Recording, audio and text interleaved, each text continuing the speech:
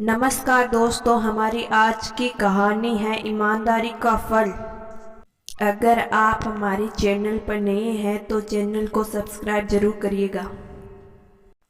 कानपुर शहर में मोहन नाम का व्यक्ति रहता था। उसके 2 बेटियां और 1 बेटा था। मोहन बहुत गरीब था। वह शहर में एक टूटी फूटी झोपड़ी में अपनी पत्नी और बच्चों के साथ रहता। घर चलाने के लिए शहर में रिक्शा चलाने का काम करता। रिक्शा चलाकर भी उसे 2 वक्त का खाना ही प्राप्त होता। पूरे दिन रिक्शा चलाने पर भी घर का गुजारा बहुत मुश्किल से चलता।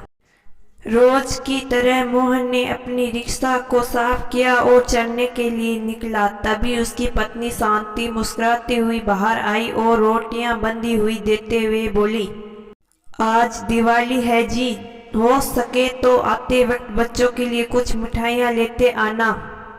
शांति की बात सुनकर मोहन हंसते हुए बोला, जो राम जी की इच्छा। कहकर रिक्शा पर सवार हो वह सवारियों के लिए बाहर निकल पड़ा। रास्ते में उसे अपनी बेटियां और बेटे का चेहरे नजर आ रहे थे, जो बिना किसी जिद के जो भी मिलता उसी से खुश हो जाते हैं। आसपास के बच्चों के अच्छे कपड़े, अच्छे खिलौने से खेलते हुए देखकर भी मेरे बच्चों के मन में जो पीड़ा होती है वो मेरे से छिपी नहीं है।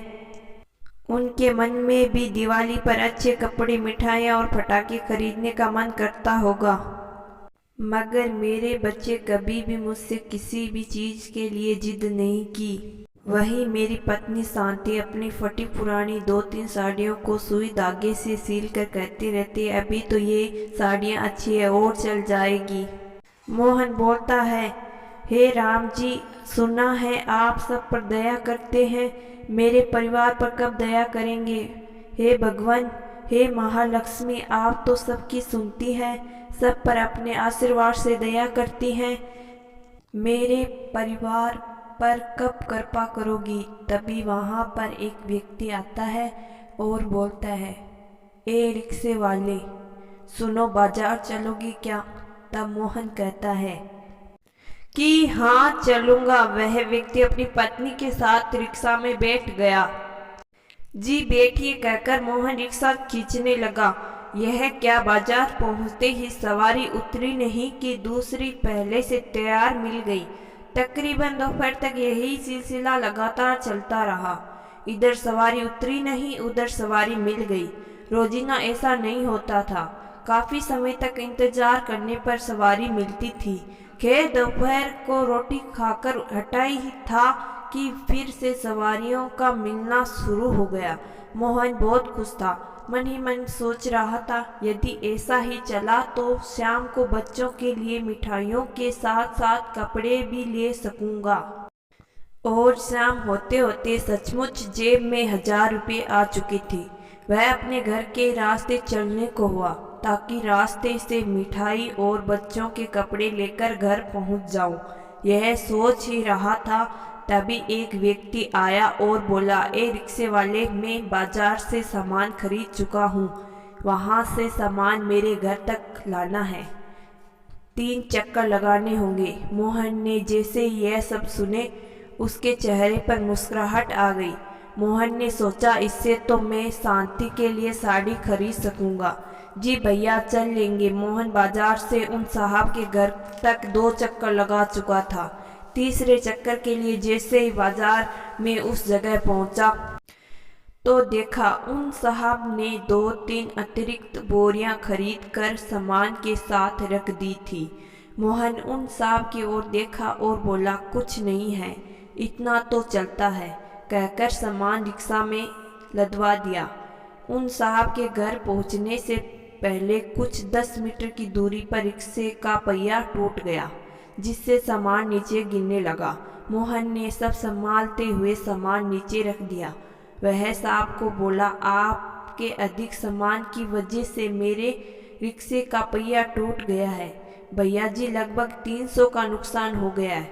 वह साहब मोहन से बोला, देख भाई, तेरे से घर तक सामान छोड़ने की बात हुई थी, 2 बार तो तूने सही से सामान पहुंचा दिया, तो यह 200 बाकी। ये सब उठाकर यदि घर तक छोड़ देगा तो 100 रुपये और मिलेंगे, वरना वह भी नहीं दूंगा। मगर साहब, एक चक्कर के 100 रुपये की बात हुई थी। हाँ तो पहुंचा घर तक, मना कहाँ कर रहा हूँ। मगर पहिया के पैसे। तभी उन साहब ने बात को काटते हुए कहा, पहिया के पैसे मैं नहीं दूंगा। मोहन सोचता है, आखिर 100 रुपये क्यों छोड़ूं, पहिया भी तो डलवाना पड़ेगा। यही सोचकर मोहन कंधों पर सामान उठाकर ढोने लगा। तकरीबन आधे घंटे में उसने सभी सामान घर तक पहुंचा दिया। वह साहब उसे जेब से 300 रुपये निकाल कर दे दिए। वह साहब वहां से चला गया। मोहन ने पहिया को थोड़ा बांधकर घर तक पैदल ले जाने का जुगाड़ कर लूं सोचकर अपने गमछे से पहिया बांधने के लिए जैसे ही झुका तो उसे वहां 2000 का नोट पड़ा दिखा। मोहन ने उसे उठाया। अरे यह तो असली है, मगर यह यहाँ कहाँ से आया। तभी मोहन को याद आया, जरूर उन्हीं साहब का गिर गया होगा मुझे पैसे देते वक्त। एक बार तो उसके मन में यह विचार आया कि यह पैसे रख लेता हूँ, क्योंकि उन साहब ने मुझे पहिए के पैसे नहीं दिए थे। फिर जैसे ही मन कहा कि ऐसे करने से तेरा और उस इंसान में क्या फ़र्क रह जाएगा, वापस कर दे।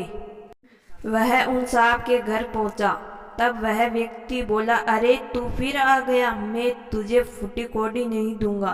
तब तक उन साहब की पत्नी बाहर निकल आई तो पूछने पर उन्होंने अपनी पत्नी को सब बता दिया।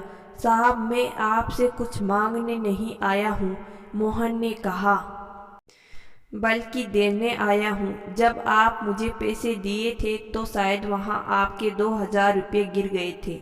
वहाँ कोई और तो था नहीं और आप ही इन नोटों में से मुझे दिए थे। लीजिए। वह साहब शर्मिंदगी से मुँह नीचे करते हुए 2000 का नोट पकड़ने लगे। इससे पहले वे नोट पकड़ते उनकी पत्नी ने वह नोट वापस मोहन को देते हुए कहा, नहीं भैया, यह हमारा नहीं है, आपके लिए है। साहब की पत्नी, अब आपकी बारी है। आखिरकार उन साहब ने मोहन को 300 रुपये अलग से दिए। मोहन ने दोनों हाथ जोड़कर ऊपर वाले का धन्यवाद देते हुए कहा, भगवान, आप किसी न किसी रूप में आकर अपने बच्चों का ख्याल रखते हैं। धन्य हैं आप और धन्य है आपकी महिमा, कहकर खुशी से भीगी हुई आंखों से अपने रिक्शा की ओर बढ़ने लगा। तो दोस्तों, इस कहानी से हमें यही शिक्षा मिलती है कि ईमानदारी और मेहनत से काम करने पर भगवान किसी न किसी रूप में हमारी सहायता ज़रूर करते हैं। अगर आपको हमारी कहानी पसंद आई है तो कहानी को लाइक और चैनल को ज़रूर सब्सक्राइब करिएगा।